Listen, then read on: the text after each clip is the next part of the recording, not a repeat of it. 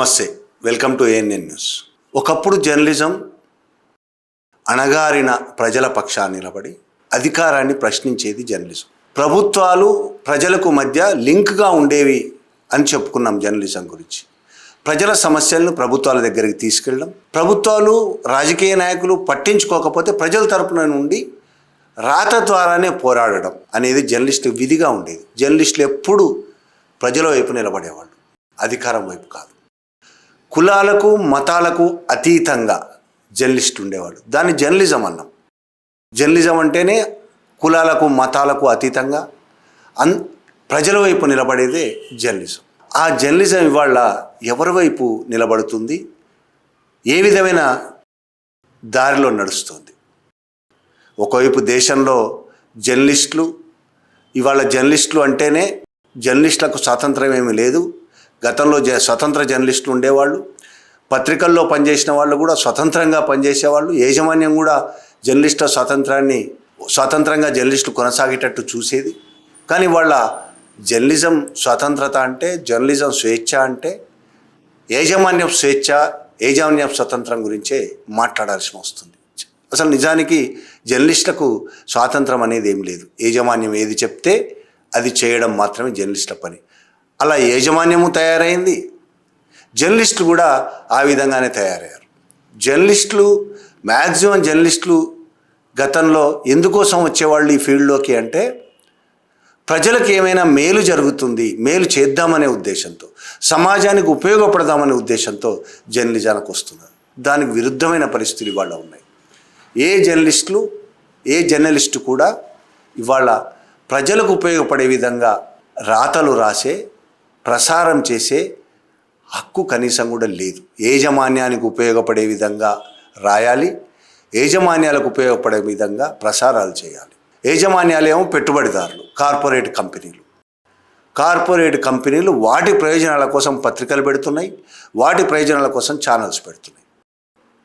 ఇంకొక వైపు ఈ యాజమాన్యాలన్నీ ఈరోజు 2014 తర్వాత మరింతగా ముసుగులు తీసేసి మత భావజాలాన్ని కూడా వ్యాపిస్తున్నాయి. ఒక మతం వైపు నిలబడ్డం అనేది కూడా మీడియా ఛానల్స్, జర్నలిస్టులు కూడా ఆ విధంగా తయారయ్యారు. ఛానల్స్, యాజమాన్యాలు, జర్నలిస్టులు కూడా ఆ విధంగా తయారయ్యారు. ఆ విధంగా చేయడాన్ని ఒప్పుకోని జర్నలిస్టులు, ప్రజల వైపే నిలబడతామన్న జర్నలిస్టులు ఉద్యోగాలు ఉండటం లేదు. వాళ్ళు బయటకు వచ్చి ఏదో చిన్న యూట్యూబ్ ఛానల్స్ పెట్టుకోవడం తప్ప వేరే గత్యంతరం లేని పరిస్థితి. జాతీయ ఛానళ్ళు, జాతీయ పత్రికలు మ్యాక్సిమం మెజారిటీ ఇవాళ బీజేపీ పార్టీకి తానా అంటే తందానా అనే పరిస్థితి. కార్పొరేట్ కంపెనీలు, అదానీ అంబానీ లాంటి కార్పొరేట్ కంపెనీల చేతుల్లో ఉన్నాయి.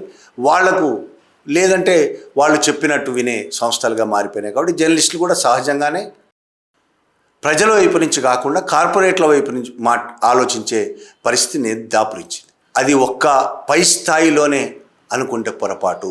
ఇవాళ కింది స్థాయి నుంచి, అంటే యూట్యూబ్ జర్నలిజంతో సహా కింది స్థాయి నుంచి పై స్థాయి దాకా ఒక రకమైన వాతావరణం ఏర్పడింది భారతదేశంలో. ఏంటంటే అధికార పక్షం వైపు ఉన్నవాడే ఇవాళ నెగ్గుకు రాగలడు. అధికారం పక్షం వైపు నిలబడ్డ జర్నలిస్టే, పాలకులకు అండగా నిలబడే జర్నలిస్టు మాత్రమే బతకడానికి ఛాన్స్ ఉంది ఇప్పుడున్న వ్యవస్థలో. ప్రజల వైపు నిలబడే జర్నలిస్టుకి, ప్రజల వైపు ఆలోచించే జర్నలిస్టుకి, ప్రజల గురించి రాసే, ప్రజల గురించి ప్రసారం చేసే జర్నలిస్టుకి ఇక్కడ బతికే అవకాశమే లేదు అనే ఒక పరిస్థితి ఏర్పడింది, కల్పించారు.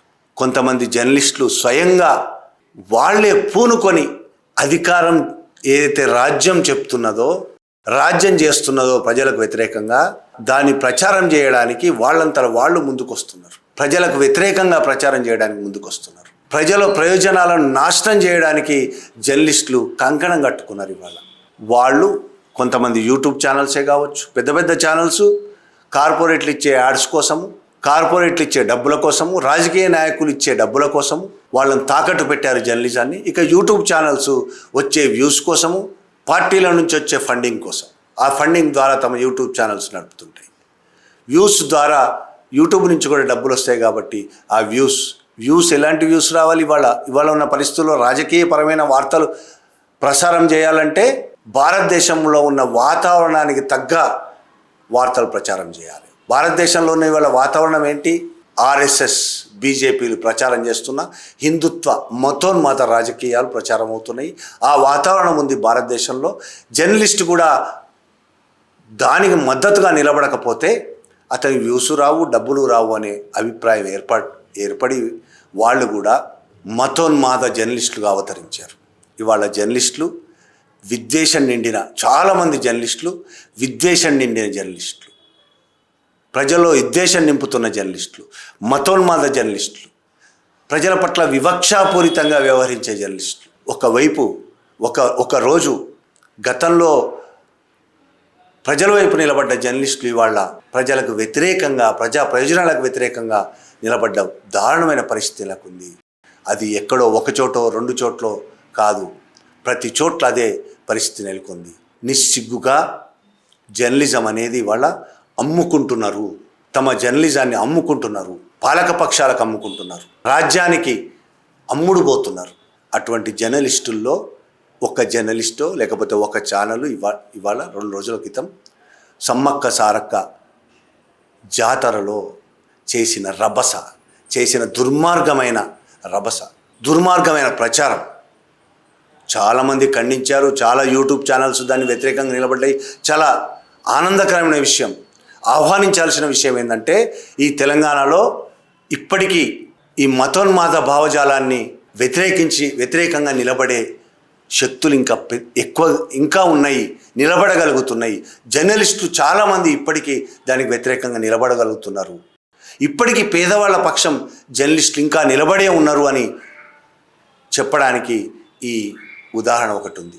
సమ్మక్క సారక్క జాతరలో ఒలి అనే ఒక పేద వ్యాపారి, చిరు వ్యాపారి కర్నూలు నుంచి బన్నులు అమ్ముకోవడానికి సమ్మక్క సారక్క జాతరకు వచ్చాడు. కోవా బన్నులు అమ్మాడు. చాలామంది జాతరలో చాలా రకాలు అమ్మాడు. కానీ ఇతని పేరు ఒలి. ఆ పేరు ఈ భారతదేశంలో నేరమైపోయిన పేరు. ముస్లింల పేరు ఉండడమే ఈ దేశంలో నేరంగా మారిపోయింది. అతను ఒలి కాబట్టి అతను చిరు వ్యాపార, పెద్ద వ్యాపార, ఏ వ్యాపారి అనేది సంబంధం లేకుండా అతని మీద ఒక మూక, జర్నలిస్టులమనే ముసుగేసుకున్న మూక దాడి చేసింది. దాడి అంటే కర్రలతోనో రాడ్లతోనో కొట్టే దాడి కాదు. అది కొంత నయం, 4 రోజుల్లో దెబ్బలు తగ్గిపోతాయి. ఇది దుర్మార్గమైన దాడి, మతోన్మాద విద్వేషపూరితమైన దాడి, ప్రజలను రెచ్చగొట్టే దాడి, ప్రజల మెదళ్లలో విషం నింపే దాడి. ఆ కోవా బన్లోనో కల్తీ ఉన్నదని, హిందువుల జాతరలో కావాలనే ఆ కల్తీ బన్నులు అమ్ముతున్నారని ఆరోపణ చేస్తూ చాలా దారుణంగా ఆయన మీద, అమ్ముతున్న ఒలి మీద దారుణమైన పదాలతో మాటలతో విరుచుకుపడ్డది. ఒక ఆమె పట్టుకుంది లోగో. ఆ తర్వాత ఆ ఛానల్ కరస్పాండెంటో రిపోర్టరో ఇంకొక తను బాలాజీ అనే తన ఆమె మాకు సంబంధమే లేదు, ఆమె ఎవరో మాకు తెలియదు అని మాట్లాడాడు. ఇంకా దారుణం ఇది. లోగో పట్టుకొని తేజస్వి ఛానల్ లోగో పట్టుకొని ఒక అమ్మాయి ఆయనని గద్దిస్తున్నది, బెదిరిస్తున్నది. నువ్వు ఎట్లా అమ్ముతావు దీన్ని? నీకు పర్మిషన్ ఉందా అమ్మడానికి? ఎక్స్పైరీ డేట్ ఉందా? చూపించు. నీకు ఎవరు పర్మిషన్ ఇచ్చారు ఇక్కడ అని ఆమె గద్దిస్తున్నది. అసలు తన ఛానల్ లోగోను ఎవరో తెలియని దారిన పోయే వాళ్ళకి ఇచ్చి ప్రశ్నలు అడగడం అనేది జర్నలిజానికి వ్యతిరేకం. తన లోగో తన దగ్గరే ఉండాలి, రిపోర్టర్ లోగో. ఇంకొకరు ఎవరికో ఇచ్చి వాళ్ళతో ప్రశ్నలు అడిగించడం అనేది దుర్మార్గం. అది జర్నలిజం అనిపించుకోదు. నిజంగానే ఆమె తేజస్వి ఛానల్ జర్నలిస్టే అయి ఉంటే మనకు వాళ్ళు చెప్తున్న దాని ప్రకారమే ఆమె కాదని చెప్తుంది, కానీ తప్పించుకోవడానికి చెప్తున్నారా అనే విషయం కూడా తెలియదు మనకి. ఇవాళ ఆమె అట్లా మాట్లాడింది కాబట్టి తప్పించుకోవడానికి బాలాజీ అట్లా చెప్తున్నాడా అనే విషయం కూడా మనకు తెలియదు. కానీ ఆమె మా జర్నలిస్ట్ కాదన్నారు. కానప్పుడు అలా ఎందుకు జర్నలిస్ట్ అయినా సరే అలా ప్రశ్నించడం తప్పు. జర్నలిస్టులకు ఏంటి 4 కొమ్ములు ఉంటాయా? ఆకర్షించి ఊడుపడ్డారా జర్నలిస్టులు? మేము జర్నలిస్టులమే. అందరూ ఈ దేశంలో జర్నలిస్టులు అందరూ కొన్నేళ్లుగా జర్నలిజం వృత్తిలో ఉన్నవాళ్ళు ఉన్నారు. సిన్సియర్గా ప్రజల వైపు నిలబడ్డ వాళ్ళు ఉన్నారు, అమ్ముడు పోయిన వాళ్ళు ఉన్నారు. మరి మీరు చేస్తున్నది ఏంటి? జర్నలిస్టులు అంటే చాలామంది ఎలక్ట్రానిక్ మీడియా 24 అవర్స్ ఛానల్స్ వచ్చిన తర్వాత ఒక దుర్మార్గమైన సాంప్రదాయాన్ని కొనసాగిస్తున్నాయి. ప్రజల బెడ్రూముల్లోకి దూసుకెళ్లే సాంప్రదాయం, వాళ్ళ విచ్చలవిడితనం, వాళ్ళకి అన్ని హక్కులు ఉన్నాయనుకుంటారు. పోలీసులకు ఉండే హక్కులు వాళ్ళకు ఉన్నాయి, న్యాయస్థానాలకు ఉండే హక్కులు ఉన్నాయి, ఆర్టీఏ ఆఫీసర్లకు ఉండే హక్కులు వాళ్ళకు ఉన్నాయి, లారీలను ఆపి చెక్ చేసే హక్కులు ఉంటాయి వాళ్ళకి, ఇళ్లలోకి దూసుకెళ్ళి తీర్పులు చెప్పే హక్కులు ఉంటాయి వాళ్ళకి, టీవీ ఛానళ్ళలో కూర్చొని ఏదైనా కేసు జరిగితే తీర్పులు చెప్పేస్తుంటారు, చర్చలు జరుగుతుంటాయి, తీర్పులు చెప్పేస్తుంటారు, వీళ్ళు నేరస్తులు అని తీర్పులు చెప్పేస్తుంటారు. కోర్టులో తర్వాత వాళ్ళు నిర్దోషాన్ని నిరూపితమైన తర్వాత దానికి కనీసం జవాబు కూడా చెప్పరు, వాళ్ళు మాట్లాడిన దానికి పశ్చాత్తాపం కూడా ప్రకటించరు, సారీ చెప్పరు కనీసం. అట్లా తయారైన ఛానల్స్, పత్రికలు, రాసే పత్రికలు, జర్నలిస్టులు కాబట్టి మేము ఏదైనా అడుగుతాం, ఏదైనా చేస్తాం. ఏంటి అడిగేది? సిన్సియర్గానే ఒకళ్ళు తప్పు చేస్తుంటే, ఒకళ్ళు కల్తీ చేస్తుంటే, ఒకళ్ళు దుర్మార్గానికి పాల్పడుతుంటే జర్నలిస్టులుగా అడగాల్సిన బాధ్యత మన మీద ఉంది, సమాజం అది మన మీద పెట్టింది. కానీ నువ్వు అడుగుతున్నది ఎవరిని? 10 రూపాయలకు బన్ మస్కా లేదా కోవా బన్ అమ్ముకునే ఒక పేదవాడి మీద దాడి చేసి అతనికి వ్యతిరేకంగా ఇష్టం వచ్చినట్టు ప్రచారం చేస్తూ వీడియోలు ప్రసారం చేసి అతని వ్యాపారాన్ని నాశనం చేసి, చిరు వ్యాపారం, ఆయన అదానీ అంబానీలు కాదు, ఆయన ఏమి దొంగ సర్టిఫికెట్లతో ఆదివాసుల భూములు ఆక్రమించుకుంటున్న కార్పొరేట్ కంపెనీల గురించి మాట్లాడే కనీస ధైర్యం లేని వాళ్ళు. పెద్ద పెద్ద మాల్స్లో, సినిమా హాల్స్లో 300కు 400కు పాప్కార్న్స్ అమ్ముతుంటే అక్కడికి వెళ్ళి ఎప్పుడైనా మైక్ పెట్టావా? ఇంత దారుణంగా ఎందుకు అమ్ముతున్నావు పాప్కార్న్స్? 50 రూపాయలకు 20 రూపాయలకు వచ్చే పాప్కార్న్స్ 500కి ఎట్లా అమ్ముతున్నావు అని ఎప్పుడైనా మైక్ పెట్టి అడిగారా మీరు?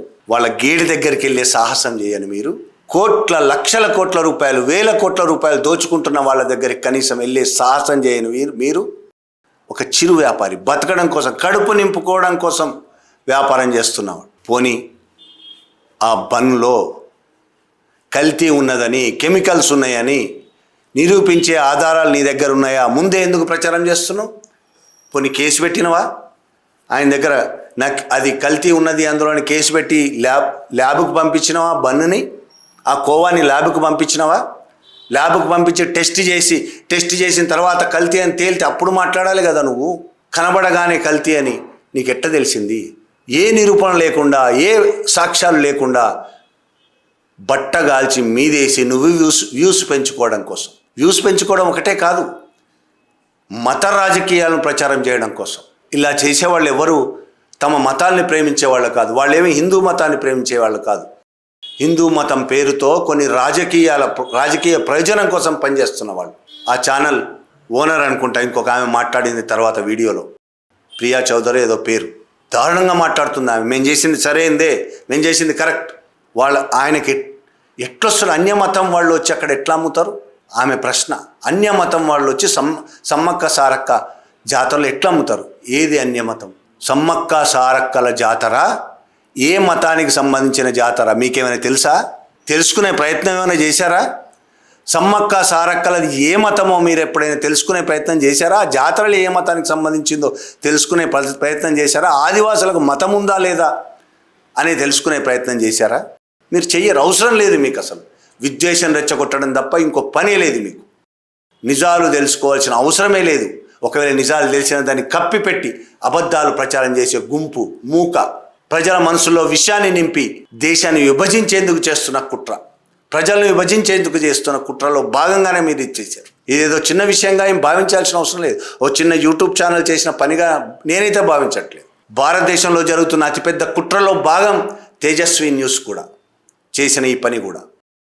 ముస్లింలను, మైనార్టీలను వ్యాపారాలు చేసుకొని ఇవ్వకుండా ఫుడ్ జిహాదీ అట మాట్లాడుతున్నారు. ఫుడ్ జిహాదీ, ఆహారం జిహాదీ, లవ్ జిహాదీ, ఫుడ్ జిహాదీ, తూక్ జిహాదీ ఉమ్మేస్తారట. ఉమ్మేసి ఆహారం మీద ఉమ్మేసి మనకు అమ్ముతారంటే ఎంత దుర్మార్గమైన ప్రచారం చేస్తారంటే వీళ్ళు. ప్రజలు నిజమైన నమ్మి వాళ్ళ దగ్గర కొనకుండా అయిపోవడం, ఇది జర్నలిజం అంటామా దీన్ని? మొన్న లడ్డు గురించి కూడా ఇదేమైనా ప్రచారం చేశారు. లడ్డూలో కల్తీ కలిసిందా లేదా, కెమికల్స్ కలిసాయా లేదా, గొడ్డు కొవ్వు, ఆవు కొవ్వు కలిసిందా లేదా, లాబొరేటరీలోంచి రిపోర్ట్లు వచ్చాయి. అవి అందరి ముందు ఉన్నాయి. అవి కొవ్వు కలిసిన విషయం ఎక్కడ ఏ రిపోర్ట్లో లేదు. కల్తీ కలిసింది వాస్తవం. దానికి సంబంధించి నువ్వు కల్తీ కలిపిన విషయంలో విచారణ చేయొచ్చు, దాని మీద జర్నలిస్టులు స్టోరీలు చేయొచ్చు, ఏమైనా చేయొచ్చు. కానీ ఒక జర్నలిస్ట్, ఒక టీవీ ఛానల్లో మహిళా జర్నలిస్టు మాట్లాడుతుంది, హిందువుల జనాభా తగ్గించడం కోసం ఆ లడ్డులో కెమికల్స్ కొన్ని కలిపి మహిళలకు గర్భం రాకుండా చేయడం కోసం జనాభా తగ్గించి మైనార్టీల జనాభా పెంచుకోవడం కోసం జరుగుతున్న కుట్ర. అక్కడికి వెళ్ళేది హిందువులే కాబట్టి వాళ్ళ లడ్డూలు తిని వాళ్ళ గర్భాలు రాకుండా అయిపోతాయి. అట్లా జరిగింది అని మాట్లాడుతున్నది ఆమె. అసలు కేసు పెట్టాల్సింది ఆమె మీద. అది జరిగినట్టు నిరూపించాల్సిన బాధ్యత ఆమె మీద ఉంది. ఇప్పుడు ఈ తేజస్వి ఛానల్ మీద కూడా ఉంది. నిజంగానే కల్తీ ఎక్కడ జరిగింది, కల్తీయా కెమికలా, ఏం జరిగింది, ఏం కలిసింది, అందులో ఏ కల్తీ కలిసింది, ఏ కెమికల్ కలిసింది, నిరూపించాల్సిన బాధ్యత లేదా? బట్ట కాల్చి మీదేస్తే సరిపోతుందా? జర్నలిజం అంటారా దీన్ని? బీజేపీ నుంచి వచ్చే ఫండింగ్ కోసం, ఆర్ఎస్ఎస్ నుంచి వచ్చే ఫండింగ్ కోసం ఇట్లా అబద్ధాలు ప్రచారం చేసి ప్రజల మనసులో విషయాన్ని నింపడం అనేది దుర్మార్గం. ఇది భారతదేశం అభివృద్ధికి కానీ భారతదేశం ముందుకెళ్ళడానికి ఏమాత్రం ఉపయోగపడదు. భారతదేశం నాశనం చేసే విధంగా పోతుంది. ఈ విధంగానే జరిగి పాకిస్తాన్ నాశనం అయిపోయింది. అనేక మతోన్మాద దేశాలు సర్వనాశనం అయిపోయాయి దీనివల్ల. మళ్ళీ వాళ్ళని మీరే తిడతారు. ఆ దేశాలు ముస్లిం మతోన్మాద దేశాలు. ముస్లిం మతోన్మాదం కాదు, ఏ మతోన్మాదమైనా, క్రిస్టియన్ మతోన్మాదమైనా, బౌద్ధ మతోన్మాదమైనా, హిందూ మతోన్మాదమైనా ఏ దేశంలోనైనా అధికారికంగా ఉంటే ఆ దేశం సర్వనాశనం అయిపోతుంది. రేపు భారతదేశం కూడా ఆ విధంగా సర్వనాశనం అవడానికి మీలాంటి వాళ్ళే కారకులు. భారతదేశంలో ఉన్న ప్రజలు, మెజారిటీ ప్రజలు మీ భావజాలను ఒప్పుకోవటం లేదు. ప్రజలందరూ కలిసిమెలిసి ఉన్నారు. కలిసిమెలిసి సమాజాన్ని ముందుకు తీసుకెళ్తున్నారు. భారతదేశాన్ని అభివృద్ధి చేసిన అందరూ కలిసి చేశారు. భారతదేశం అభివృద్ధిలో, భారతదేశం స్వతంత్రంలో దేంట్లో కూడా కనీస పాత్ర లేని మీరు, ఆర్ఎస్ఎస్, బీజేపీ, ఎవరైనా కానీ కనీస పాత్ర లేదు. స్వతంత్రానికి వ్యతిరేకంగా నిలబడ్డారు, ద్రోహం చేశారు. స్వతంత్ర పోరాటానికి ద్రోహం చేసిన మీరు ఇవాళ భారతదేశ ప్రజల్లో, ఈ కొత్త తరాల్లో మెదళ్లలో విషయాన్ని నింపి ప్రజల్లో చీలిక తీసుకొస్తున్నారు. దీనివల్ల భారతదేశం నాశనం అవుతుంది. ఒక్క తేజస్వి ఛానల్ కోవా బంద్కు సంబంధించిన విషయమే కాదు, భారతదేశ భవిష్యత్తుకు సంబంధించిన విషయం, ఈ ప్రజల జీవితాలకు సంబంధించిన విషయం. మనం ఇటువంటి దుర్మార్గాలను, ప్రచారాలను వెంటనే నమ్మొద్దని, చిరు వ్యాపారులు లాంటి చిన్న ప్రజల మీద చేస్తున్న ఇలాంటి దుర్మార్గ దాడులను ప్రతి ఒక్కళ్ళం ఖండించాలి. Thank you very much.